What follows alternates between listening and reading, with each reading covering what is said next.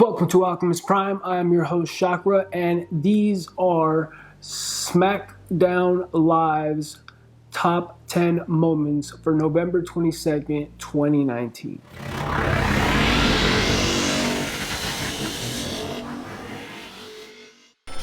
Let's talk about Shorty Gable, man. Shorty Gable's promising a lot. He's really going out there in my eyes and really, laying it down on the line. He's accepted his name. He's got a lot more confidence. A lot of people just started making fun of him and calling him, Shorty and names and this and that. And he was like, you know what? My name's Shorty G. F everybody, F all their hatred and whatnot, and I'm going to do the damn thing. So he's doing the damn thing. And I respect that, I myself am 5'10". I'm not the tallest guy in the world. I'm not the shortest guy in the world. So I feel like I have a balanced perspective on things. Yeah. The women are setting things off right now. I feel like I'm watching Set It Off, with Queen Latifah, man, that, Roman Reigns and Corbin Dallas, Corbin Dallas, he looks pretty cool with this whole little king setup. I'm not gonna lie, kind of like Shorty G, he's kind of coming into his own with that whole king shit. He has like a god complex, to begin with. So, Corbin and Roman was doing their thing, and Sasha comes through like a boss, for the women, and really sets things off matriarch style. That was pretty cool. I'm not gonna lie. I like what WWE is doing with the women. It's pretty dope. Daniel Bryan and The Miz. Oh boy. The Miz really came out and just told Daniel Bryan everything like that he really had like pent up, Like sometimes we hold things in instead of saying them out loud. Like when somebody's messing with you, when somebody's, when anything bothers you, you should say it out loud. If not in your mind, to yourself, at least to somebody, because it's like venting. You need to vent all that hot air out so you don't, you know what I mean? He really laid it out on the line for him. And I feel like Daniel Bryan's career is kind of going down a little bit, and it's really helping both of them out, not just The Miz, but Daniel Bryan to, hash things out. You know what I mean? I want to see them fight. Again, like at Survivor Series, that'd be cool. Shayna Baszler, she is a beast, I mean, I haven't seen much of her. I got to start watching NXT. I'm going to get into it. And once I kind of have like a little, grasp for things, I'm going to start making videos. But Shayna Baszler is crazy from what I can see. She does the damn thing, Bayley, I don't miss the huggy Bayley with the Bayley buddies.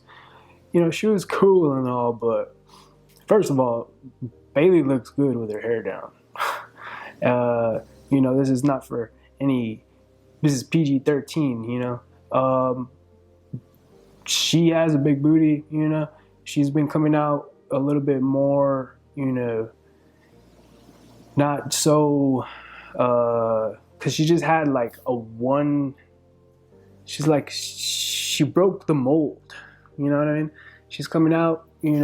With a little bit more personality, a little bit more feng shui. She's got a little bit more, she's blossoming, I don't believe she's like turning heel, I don't think she's bad, but, she,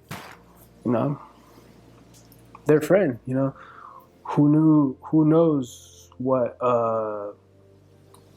goes on, in their personal lives, but maybe they're, best friends, really, really, really, really, in reality, and whatever happens on TV is just us and our perspective and everything that we have to do. Anyways, but, I gotta stop saying, I cannot believe Mustafa Ali took that L.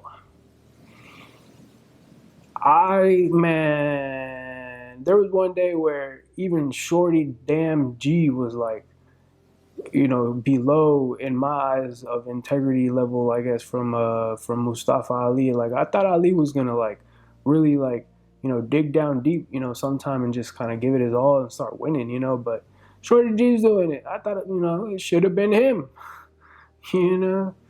But I got love for both of them, but I can't believe he took that L, man. Another thing I couldn't believe was Sami Zayn taking the chair to everybody, man. That shit was crazy. He was out there, bow, bow, bow. Like, that NXT dude, I don't know what his name is, but he looked like he hadn't taken a couple chair shots like that in his day, man. It's WWE, man. It's the big boy status, man. You're out here with Brock Lesnar, like Seth Rollins, Big Dog, Roman Reigns, and there's more than chairs out there. I don't know if you've been witnessing what Rey Mysterio. You don't want to get on Rey Mysterio's bad side. He'll bring a lead pipe to your ass. You know what I mean? So these NXT people, again, I gotta start watching it. NXT looks like pretty promising. I'm feeling this global brand. It's gonna be a global brand. It's gonna be big, big things. Rhea Ripley, she's something else. She looks like a dominatrix, And I'm not into dominatrix stuff, but I might be into Rhea Ripley sometime, man. I was like, man, she's big. She's, she's cute, in a way. She was taking it to him, man.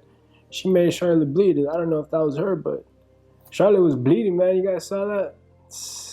Oh, boy. And then the dudes went at it. Freaking SmackDown and NXT and Raw were going at it. Man, that was big boy status when Triple H brought NXT, DX style with the what was that? The military little truck thing. That was. I was like, but you can't mess with DX, but it's got an X in it. It's cool. NXT DX is cool. It's all gravy, It's Triple H's baby after all. This whole Bray Wyatt and the Fiend thing, man. It's a love-hate thing with me, man. Because I understand the balance, between the good and the bad and the light and the dark and the evil and, all that good stuff. But what is it really teaching these kids? It's like, let me in. And he's like, yeah, and then a Fiend and then her. And then it just twisted. I don't like it. It's kind of twisted, this world, I don't know if you guys can hear the train in the background, a train going by.